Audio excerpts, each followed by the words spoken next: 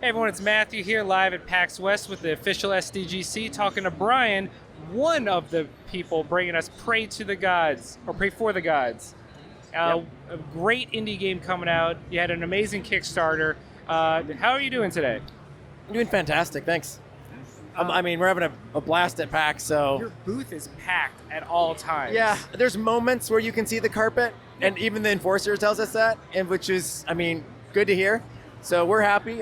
Seems like the people who've been playing and finishing or trying to finish the bosses that our new boss are enjoying themselves. So we're happy. So for those that don't know what Praey for the Gods is, can you give us your elevator pitch?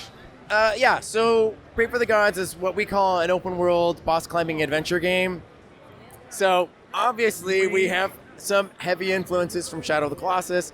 We don't shy from it. We love it. It's a game that we haven't seen anything like in ever. So when we decided to try to make a game, we were like, we're a small team. If we can make one big boss and one character and make that work, that's something we could continue to do and potentially find an audience. And we were lucky enough to find that audience. I was going to say, surprise, you found the audience. So, we are, in terms of what the game is about, it's basically you're sent to an island where there's a never-ending winter that's killing the world. So you're sent to this island where a bunch of other people have been going and not coming back. And it's up to you to sort of figure out what's going on with this mysterious island. And can you kind of reverse or stop course of what's happening?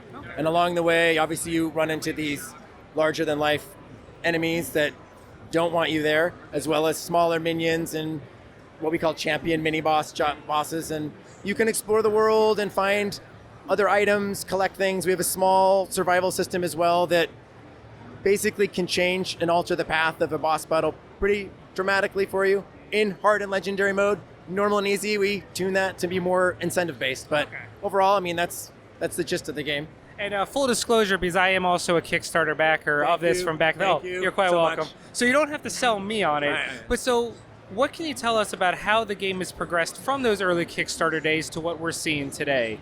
Wow, yeah. So when we first did the Kickstarter, the game wasn't open world. It was just sort of an instance pitch. And we had to do a lot of additional work to make it open world.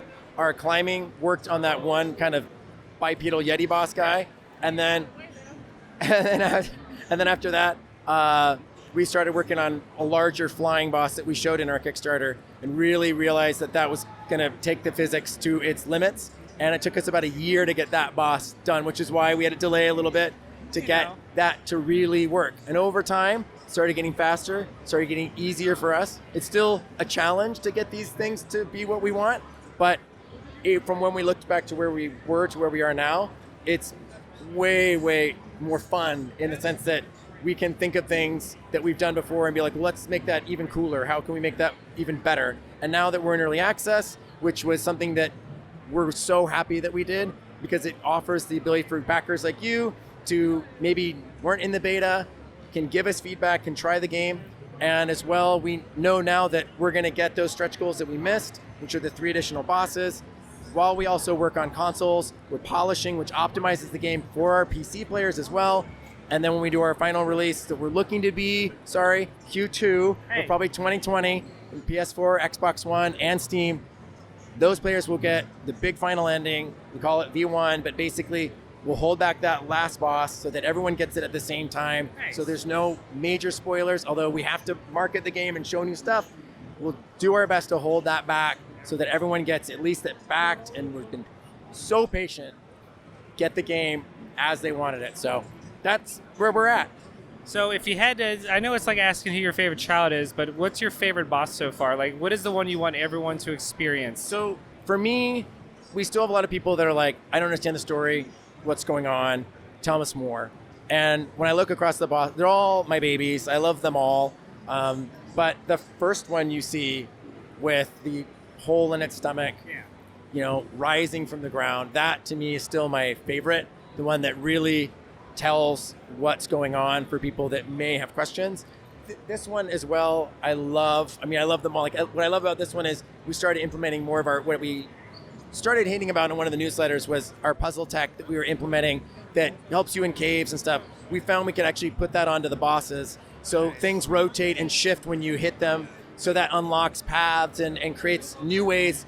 As you know, the game can be multi-path on the boss. So this creates new ways to find other paths on. And so for this guy, it's constantly spinning and rotating these pieces. But the next boss is partially my favorite boss, maybe bigger, maybe harder with some of those things. So that's another thing I'm really excited about. That's awesome.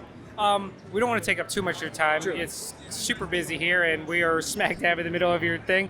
So why don't you tell people where they can follow the game and follow the progress and wish list you and early access, all the fun Yeah, stuff. obviously wish listing is huge and helps us immensely, but we do have a very active Discord. So discord.gg at prayforthegods.com discord.gg/prayforthegods. And if you go to our website, prayforthegods.com, we have a newsletter you can sign up for, and we also are on Facebook and Twitter. And the final question, because we always save the hardest for last, if you have to choose in your heart of hearts, cake or pie?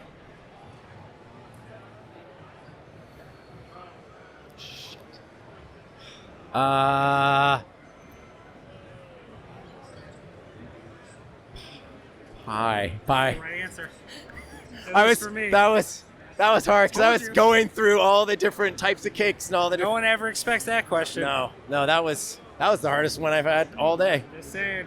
That's awesome. Thank you so much, awesome man. meeting you, man. Thanks again. Appreciate it.